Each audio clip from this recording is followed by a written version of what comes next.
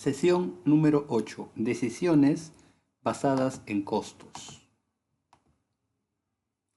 Definitivamente, la ingeniería económica recurre a este concepto contable denominado costos. De por sí, hemos trabajado con costos desde la primera sesión y no es que pretendamos ahora recién definir qué cosas son los costos. Entendemos los costos como un desembolso, una erogación, un pago de dinero por el cual la empresa incurre en la creación de activos o la generación de servicios. Por activos entiéndase también productos o servicios que puedan vender para obtener una retribución económica. El detalle acá es que vamos a ver la particularidad de los costos dentro de las decisiones que se deben tomar para los proyectos de inversión o evaluar inversiones para empresas en marcha. Puntualmente, lo que vamos a desarrollar ahora son flujos, pero flujos de costos. Hemos estado manejando hasta la sesión anterior flujos de ingresos, flujos de efectivo, pero ahora vamos a manejar flujos de caja de costos. De tal forma que podemos hallar una estimación indirecta de la rentabilidad, porque no siempre vamos a tener a la mano datos de ingresos. Podemos tener solamente datos de costos y aún así poder estimar la rentabilidad. Veámoslos de esta forma. Tenemos los costos de una alternativa de inversión que vamos a analizar. Ahora, los costos existen con la alternativa analizada o bien los costos no cambian con la alternativa analizada. Hay que ver en cuál de las situaciones nos vamos a mover.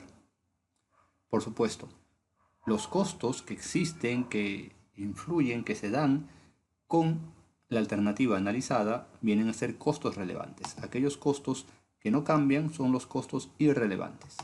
Algunos casos de decisión: financiamiento con bonos o con préstamo bancario, compra de flota propia de vehículos o contratar servicio a terceros, adquirir una máquina nueva o una máquina de segundo uso, alquilar o comprar un activo fijo. Si nos damos cuenta de algo, en prácticamente todas estas opciones, no necesariamente, o al menos de manera directa, no se habla de ingresos per se. O sea, si en el caso de una flota de camiones, una flota de vehículos, ya sea que contrate o ya sea que contrate camiones o vehículos terceros o maneje mis propias unidades móviles, eso no implica que automáticamente voy a tener una venta. O sea, a lo que voy, en este caso puntual. Al cliente no le importa si es un camión propio o tercero el que lo ofrezco. Él me va a pagar. Ahora, ¿cómo relacionamos entonces esa compra con una decisión de rentabilidad que usualmente, como hemos estudiado hasta la sesión anterior, implica una serie de ingresos? Bueno, acá hablaríamos más que nada de un flujo, pero de costos. Ahí haremos una pequeña jugada, un pequeño artificio, el cual en vez de trabajar netamente con costos, podríamos trabajar con el tema de ahorros. Pero eso vamos a verlo en el caso práctico. Si ambas alternativas tienen iguales beneficios, entonces podemos partir del análisis del flujo de efectivo o flujo de caja mediante los egresos y los ahorros tributarios que se generan. Repito, si tenemos alternativas con el mismo nivel de ingresos, entonces ahí hay que analizar el tema de costos. Comentaba hace poco que este tipo de casos son útiles para aquellas situaciones en las que no tenemos una data fidedigna o una data clara sobre los ingresos. También puede darse que se tengan ingresos, pero entre varias alternativas sean los mismos. Entonces ahí el análisis se va por el flujo de efectivo con respecto a los egresos o costos. Lo podemos representar gráficamente así, como un flujo neto de efectivo de costos. Se abrevia con las letras CUE. Flujo neto de caja de costos iguales. Recordemos que CUE es el flujo neto efectivo de costos o también costos uniformes equivalentes. Es el valor equivalente a un flujo neto de costos uniforme y consecutivo. Condición. El QE se utiliza para comparar negocios a base de costos, donde los ingresos son iguales. Entonces, vamos redondeando la idea. Todo este flujo de costos va a tener un valor neto y ese valor neto va a ser el QE. Se usa precisamente, tiene una mayor utilidad cuando estamos evaluando alternativas de negocios, de proyectos donde los ingresos son los mismos. El método se puede generalizar para comparar ingresos, pero por supuesto la mayor efectividad está en trabajar con flujos de costos. De hecho, que se va a buscar siempre la alternativa de menor costo. En el caso de tener iguales ingresos, entonces la alternativa elegida va a ser la que implique menores costos. Otras situaciones de decisión basada en costos. En costos mucho más que ingresos. Selección del tamaño de planta, selección de tecnologías de producción, selección de localización física de la empresa, adquisición de bienes o contratación de servicios, punto de indiferencia entre alternativas. Es decir, aquellas en las cuales lo que vaya a comprar, lo que vaya a trabajar, lo que vaya a invertir, no implica necesariamente un ingreso directo. Temas como reemplazos, temas como ubicaciones, de por sí no dan ingresos. Puede dar ingresos comprar una línea de producción, pero si voy a reemplazar mis máquinas propias por terceras, entonces ese tipo de decisiones directamente no da dinero. ¿A qué nos referimos con el punto de indiferencia entre costos? El punto de indiferencia entre costos viene a ser aquel en la cual da igual escoger una u otra alternativa. Recordemos que el valor presente neto de costos se alimenta del flujo neto de efectivo de costos y del costo de oportunidad, tal cual hemos visto con los flujos hasta la sesión anterior. Entonces el punto de indiferencia va a ser aquel en los cuales los costos representados por el valor presente neto de costos se igualan de una u otra alternativa. Condición de equilibrio. El equilibrio se presenta por una cantidad de producción de tal manera que los costos igualan a las ventas, es decir, la utilidad es de cero. Esto, por supuesto, considerando ingresos por ventas. Cuando vamos a comparar o trabajar solo con costos, la condición de equilibrio se refleja en el valor de los factores de análisis que hacen indiferente a las alternativas, es decir, lo que acabamos de ver. Si hablamos de punto de indiferencia de costos, estamos hablando de una igualdad de valor presente netos, pero de costos. Si hablamos de un tema de ingresos y ventas, los casos más usuales es cuando la utilidad es cero, es decir, cuando ingresó la misma cantidad de lo que me costó.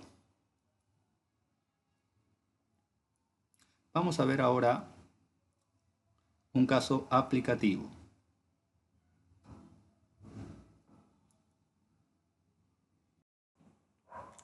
Caso aplicativo 1. Una máquina se adquiere con una inversión de 40.000 unidades monetarias, esperándose que su operación genere un costo desembolsable de 4.000 unidades monetarias por año, durante 5 años. Si el costo de oportunidad del inversionista es 12% anual, determine el valor presente neto y el costo uniforme equivalente. La tasa de depreciación de la inversión es 20% anual y la empresa está afecta al régimen general de impuesto a las ganancias o las rentas. Nos daremos cuenta que no se menciona el tema de ingresos, se menciona únicamente costos, desembolsos y precisamente estos son los casos en los cuales aplicamos la teoría de las decisiones basadas en costos para ingeniería económica. A ver, entonces empezamos. Tenemos el costo de oportunidad, tenemos la inversión, tenemos la depreciación en porcentaje y en valor, soles por año. Los costos operativos desembolsables durante 5 años. El impuesto a la renta lo podemos manejar redondeándolo a 30%, 29.5 o 30%, el cual se mantiene constante. Nos piden el valor presente neto y el costo uniforme equivalente. Le damos un tratamiento similar al de los flujos, tal como hemos visto anteriormente. Tenemos la inversión, los costos operativos, el ahorro fiscal, el cual se da a partir de la depreciación y a partir de los costos operativos. Pero, ¿qué cosa estoy haciendo?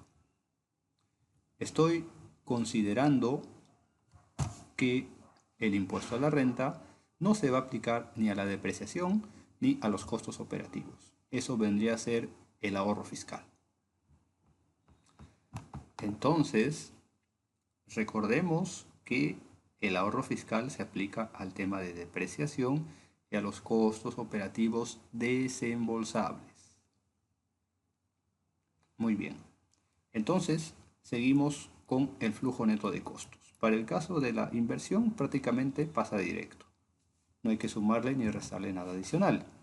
En cambio, a partir del año 1, debemos entender para este tipo de situaciones, de decisiones basadas en costos, que los costos tienen en esta ocasión un signo positivo y los ahorros un signo negativo. Con eso tenemos el flujo neto para cada año. Y con estos valores hallamos el valor presente neto de costos. Ya tenemos esta primera parte. Ahora nos piden el Q, el costo uniforme equivalente. Para eso vamos a usar la función en Excel pago. La configuración es la siguiente. Menos pago, porque por defecto sale negativo, de 2. ¿Qué cosa es de 2? El costo de oportunidad del accionista. 5, que es el número de periodos con el que estamos trabajando. Y C24 es el valor presente neto de costos. Sale este número. ¿Pero qué representa este número? Este número representa lo siguiente. Ya tenemos el valor presente neto de costos, es decir, toda esta alternativa de inversión, toda esta máquina, todo este activo fijo, si lo llevo al presente me representa un costo de 41.442 unidades monetarias. Y eso es equivalente a durante 5 años ir soltando 11.496. Ahora se multiplican 11.496 por 5, va a ser mayor y pareciera que no cuadra. Pero recordemos que a futuro esto va a tener o va a incrementarse debido a la tasa de descuento, que en este caso vendría a ser propiamente una tasa de aumento, por referirnos correctamente. Es decir, se usa el costo de oportunidad, pero en sentido contrario. Por eso es que sale mayor, porque al final no voy a pagar en un futuro 41.000, voy a pagar más, y eso va a ser equivalente a pagar durante 5 años 11.496. Caso aplicativo 2. Una persona natural requiere contar con una vivienda consistente en un departamento cuyo costo de adquisición o compra es de 50.000 unidades monetarias, que se deprecia al 5% anual. Si el departamento se contrata en alquiler mediante pagos mensuales de 500 unidades monetarias con una garantía equivalente a 2 meses de alquiler. Entonces, esta persona natural o bien puede alquilar o comprar un departamento. Ahora, se tiene que analizar la conveniencia, ya sea de comprar o ya sea de alquilar. De tal manera que para esta persona su costo de oportunidad es de 10% anual. El departamento dentro de 5 años se podría vender en 40.000 unidades monetarias. Entonces, empezamos con el caso.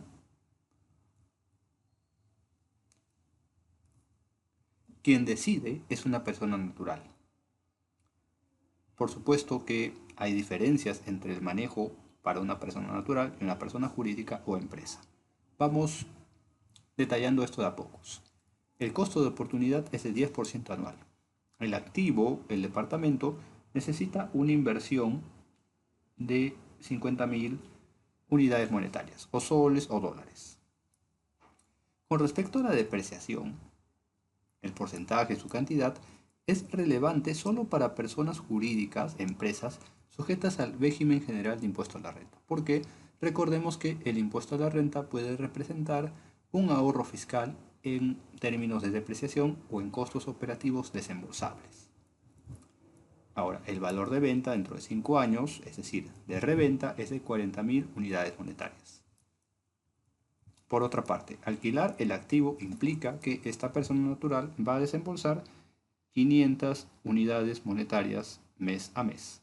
pero tiene que ingresar con una garantía equivalente a 2 meses de alquiler, es decir, de 1000. Comprar o alquilar. Nuevamente, no estamos incluyendo la cuestión de la depreciación, la cual sí tiene una importancia en términos de ahorros fiscales y participación en el estado de resultados para personas jurídicas o empresas. A ver, ¿qué podemos hacer entonces? Primero, vamos a hallar los flujos referidos al hecho de comprar. Inversión 50.000, valor de venta o valor residual o simplemente un valor de reventa 40.000, es decir, después de 5 años, al final del año 5, puedo venderlo a 40.000. El flujo neto de comprar en un inicio es una salida de dinero, y al quinto año hay un ingreso de 40.000. Entonces hallamos el valor presente neto con la tasa de descuento o costo de oportunidad para esta persona, 10%. Si en algún momento hemos visto casos con flujos de cero y recién aparecía un valor positivo al término prácticamente la vida útil del proyecto, podría ser para casos como estos. No son situaciones tan ideales. Ahora, acá viene algo interesante. La TIR. Por supuesto, podemos aplicar la TIR tal cual lo sabemos y el Excel nos va a facilitar el cálculo. Ahora, nos sale un valor de menos 4.36. Es decir, al final estoy destruyendo valor. ¿Por qué? Porque si llevamos estos flujos al presente, es como si al presente estuviera desembolsando 25.163 unidades monetarias. En otras palabras, no conviene. Y eso se representa con una tasa interna de menos 4.36. Ahora, vamos a la opción de garantía. Alquilar tiene un costo mensual y por ende anual. La garantía tiene un valor, ya se calculó, se copia, y el flujo neto básicamente son puros valores negativos. ¿Por qué? Acá no nos habla del valor de venta. Y por supuesto, tiene sentido. Si alquilamos no podemos vender nada porque no es nuestro. Pero si nos retiramos al quinto año y digamos que no hay ningún tipo de descuento por mal uso del apartamento, entonces nos dan la garantía, nos devuelven, recuperamos la garantía. Ese sería el único ingreso. Ahora, llevamos todo a un valor presente neto y de hecho que nos tiene que salir una cantidad negativa. Acá no ingresa nada. Pero cuando queremos calcular el TIR, sale esto. Y ojo, no es un error de cálculo, no es que me esté equivocando. Simplemente, veamos, vamos a hacer la fórmula de tal manera que se percaten que no hay un error, al menos en la sintaxis. Así es. Y es la misma fórmula que se está manejando acá. Entonces, ¿por qué sale error numérico? Veamos. Debería salir un valor negativo. Pero en el Excel, cuando vamos a calcular la TIR de valores enteramente negativos, no hay ni un solo positivo, como es este caso, indistintamente que sea mayor o menor.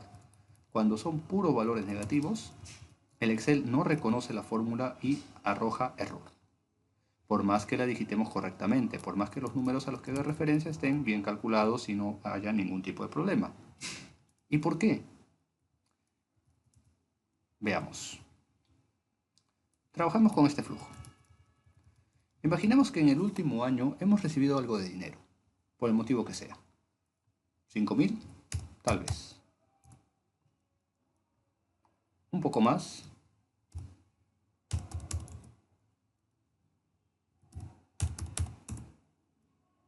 20.000.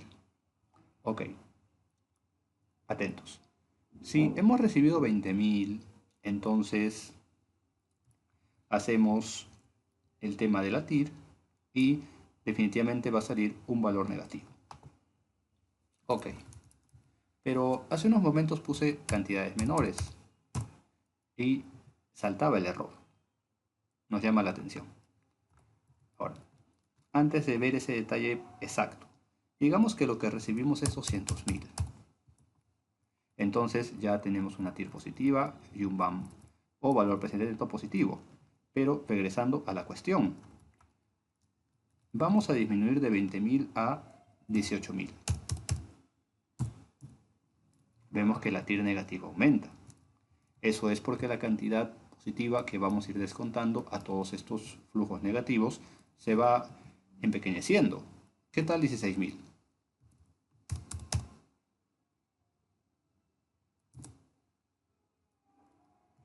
Se va haciendo más negativo el TIR. ¿Qué tal 12.000? Más negativo. ¿Qué tal 11.000? O sea, miren, conforme se va reduciendo y acercando a cero, la TIR negativa aumenta.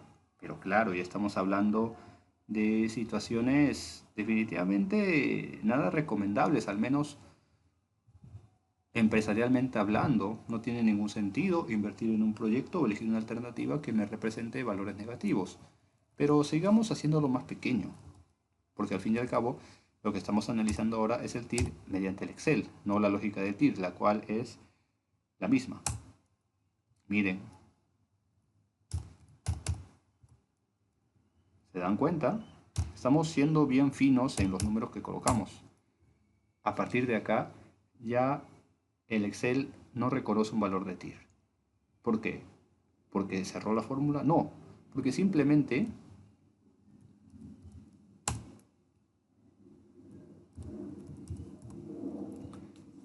ya los valores negativos van en aumento.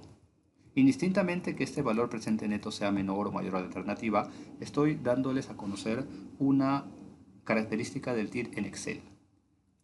Por supuesto, ni siquiera he llegado a cero, me estaba acercando, pero ni siquiera he llegado a cero y ya arroja un valor numérico. Con mayor razón si pongo valores más pequeños, como hice al inicio, 1000, 500 y por supuesto,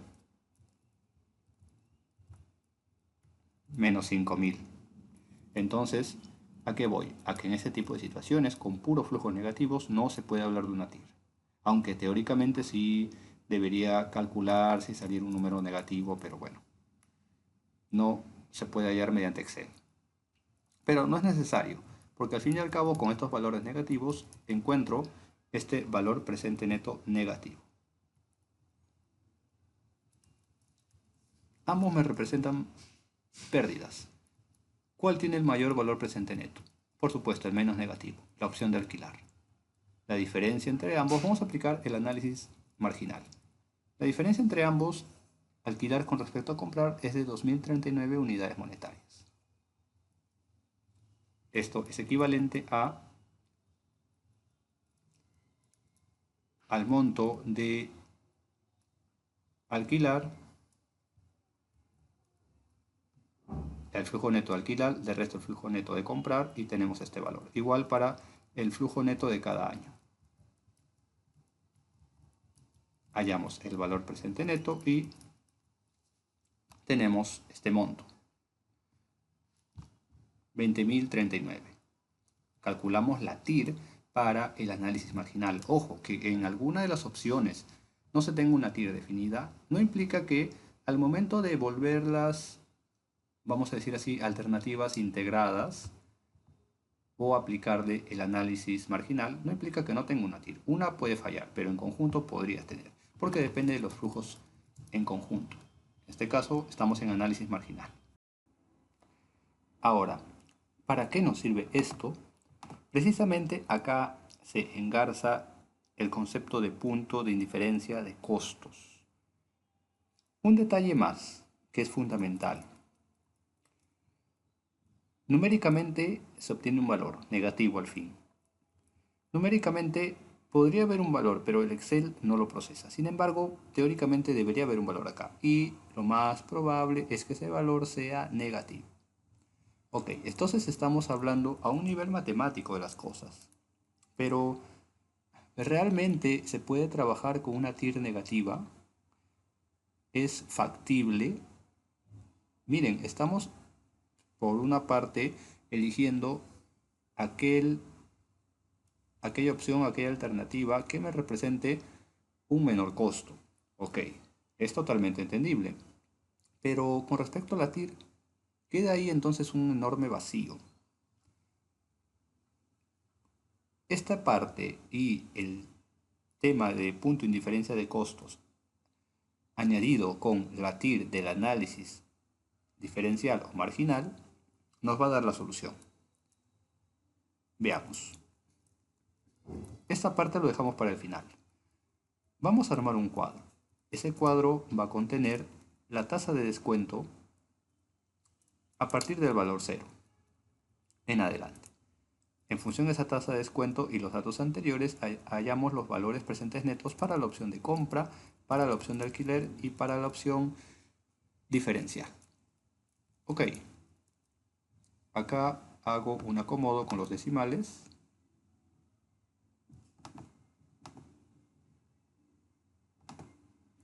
Y tenemos lo siguiente. Tenemos que en el análisis marginal, un 8.82% redondeado a dos decimales implica una TIR, es decir, un equilibrio para la opción de alquilar menos comprar, o sea, el análisis diferencial. Su valor presente neto es 0. Recordemos que en esencia la TIR viene a ser aquel valor, aquella tasa de descuento que iguala los costos y los beneficios.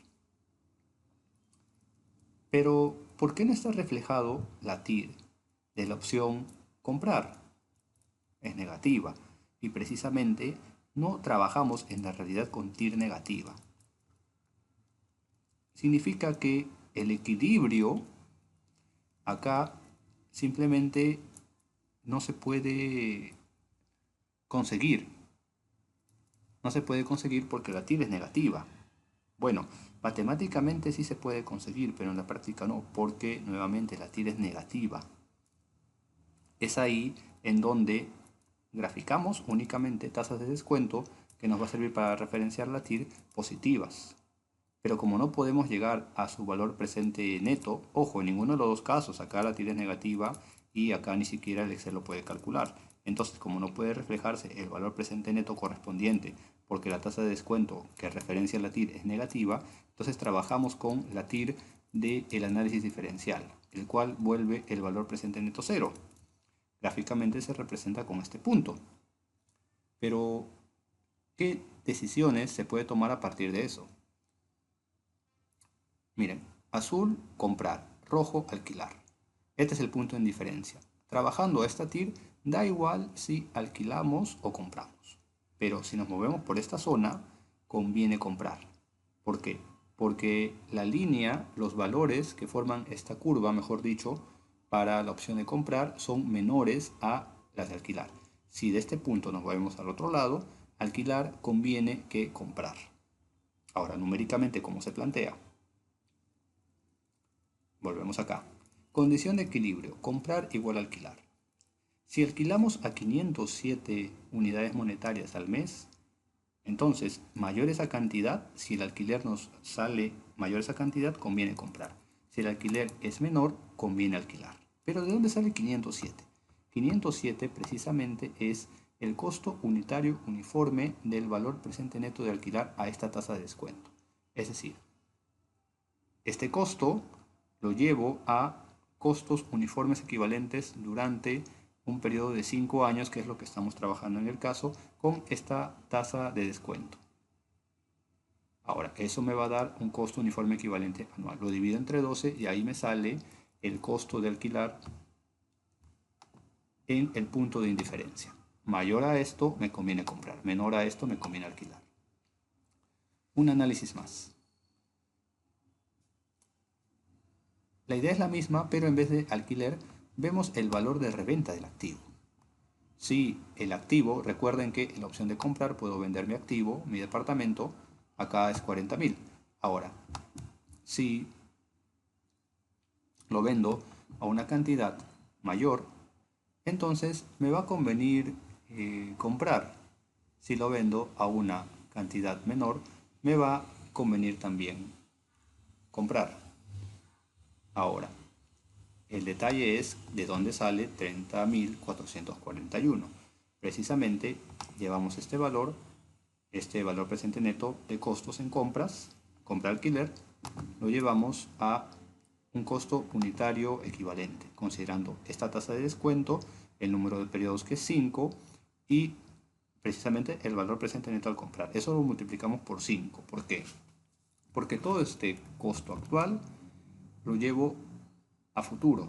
Por cada año voy a pagar una cantidad multiplicada por 5, es lo que desembolso en total en esos 5 años, lo cual va a ser mayor, como ya explicamos varias veces, que el valor presente neto. Ahora, si sumamos esos costos unitarios equivalentes, como son unitarios, son uniformes, por 5, que es la cantidad de años del caso, entonces tenemos todo lo que he desembolsado en esos 5 años. ¿Cuánto he desembolsado? He desembolsado 30.441 soles o unidades monetarias.